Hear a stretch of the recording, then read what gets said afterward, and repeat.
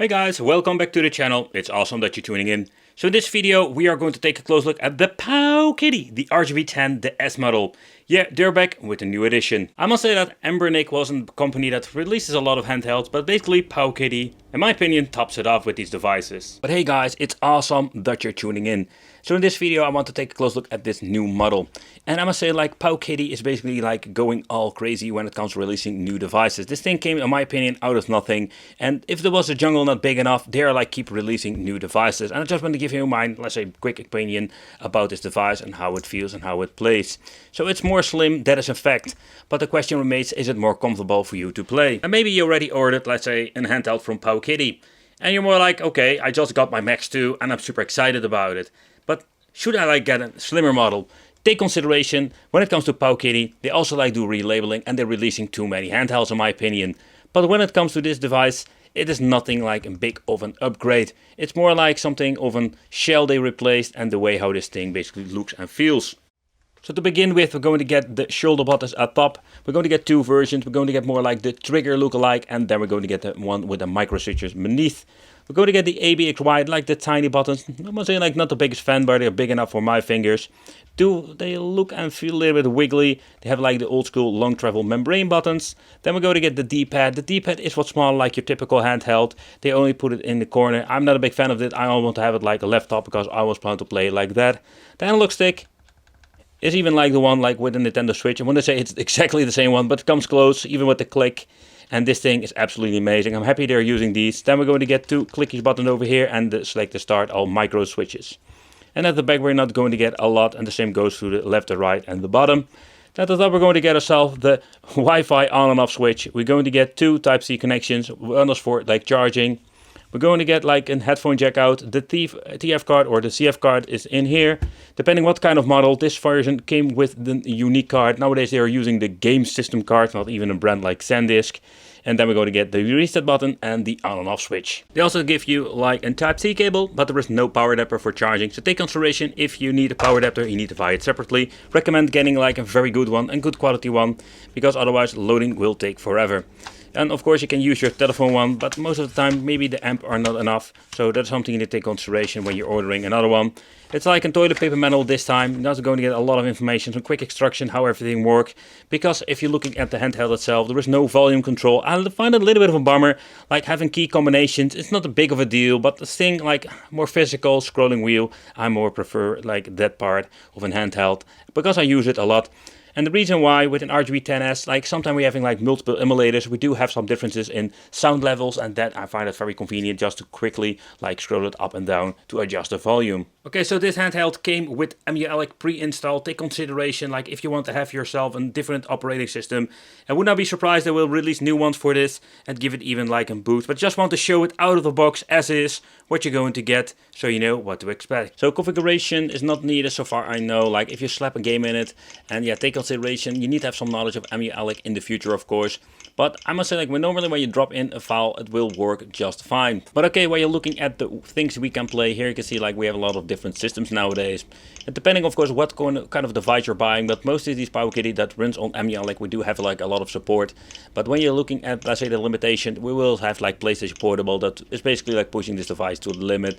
But then, beside that point, there's a lot of stuff you can play with it that we're also going to test out. Next thing what you can do is like holding the start button, pressing the start button, you can go into the menu over here, Anbenic settings, game settings, stuff like that. We can change the UI if you want to, and pressing select, we can have the option to reboot the system. I also recommend, like, if you want to shut it down, then you're going to shut it down like this. Just for safekeeping, you don't want to ruin your SD card. But again, it's possible it doesn't even work anymore that way, we just can turn it off, but I'm always doing it. That happened when you're using a Pi for a very long time. So this new RGB10S model comes with a 3.5-inch display that has a resolution of 480 by 320. It's the Rockchip 3326 quad-core 8.5 GHz. We've seen it before in different models. 1 GB of RAM, in total 300 mAh battery life, and it does have the option for Wi-Fi capabilities with a separate button. And when pressing select and start at the same time, what you're going to get is the quick menu. Here we can do a quick load, quick save, you can mess around with the controls if needed. And of course, if you want to close the content or go back to the main menu, you can do it over here. And also with this device, they basically have only one speaker, but they're using a quality speaker. Personally, I'm a big fan of using even at the bottom part, you're going to get two speakers to give like a better, let's say, quality stereo sound effect. But the one that is in here is not that bad at all.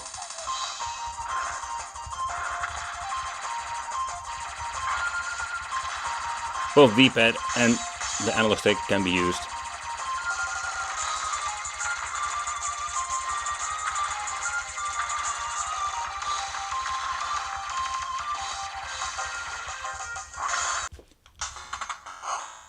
Another system you don't see very often is PC Engine. Such a blast to play these games on the go. And of course, it's not very demanding and they will run just fine on a Powkiddy device like this. But it doesn't improve my gameplay style in general.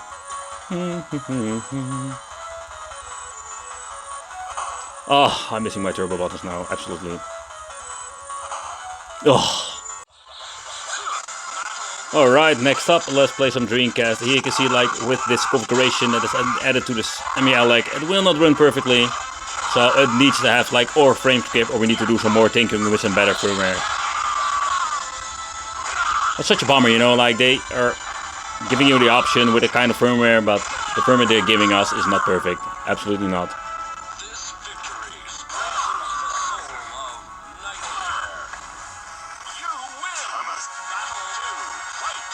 But it's still playable.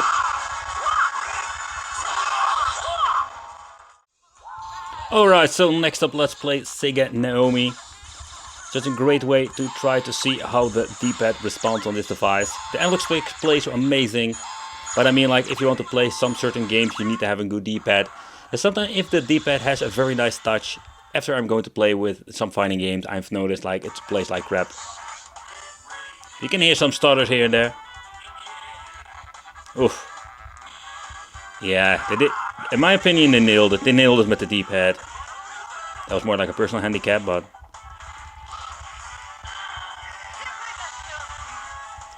But you can hear it struggles. It struggles to get the full FPS. Even I'm not seeing the FPS, I can just hear it.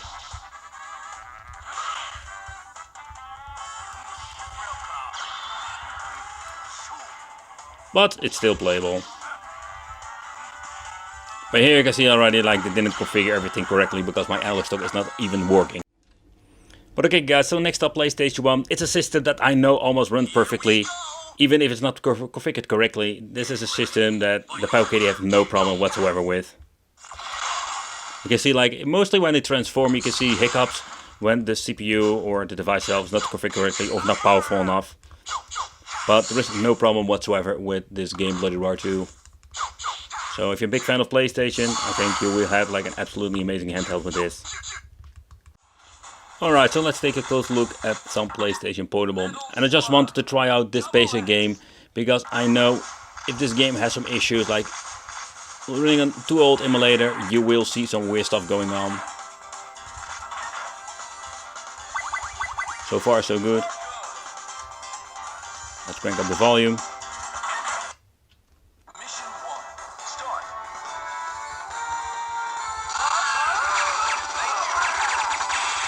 So the weird stuff that we have seen before with some older emulators they were using in combination with some very bad specifications, they don't have the same issues anymore. So when it comes to two-dimensional stuff, that will run just fine on PlayStation Portable. And a combination with the Powkiddy.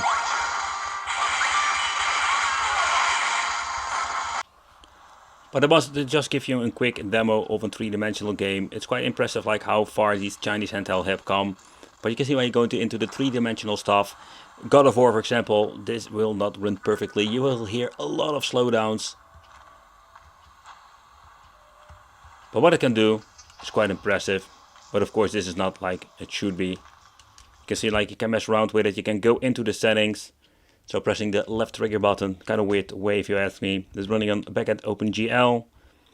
It didn't implement, I think, the auto frame skip so far I can see, so it's basically running. So you can basically mess around with it and get some little bit better, let's say, improvements when it comes to this device and PlayStation Portable. But again, this is just pushing this thing to the limit what I already mentioned in the beginning.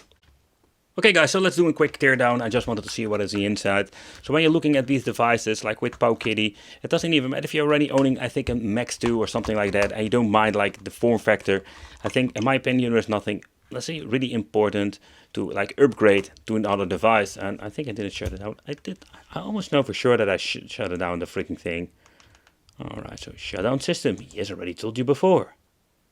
When you're looking at this, like the invasion of handhelds, I think that's a little bit of the downside to this all. It's like we do have like too much of these. I more like make something good, maybe make like a slim or a big version, and be done with it. You know, like you can see, like I've removed the 4 screws. This one is still in the casing itself, but that's not a problem.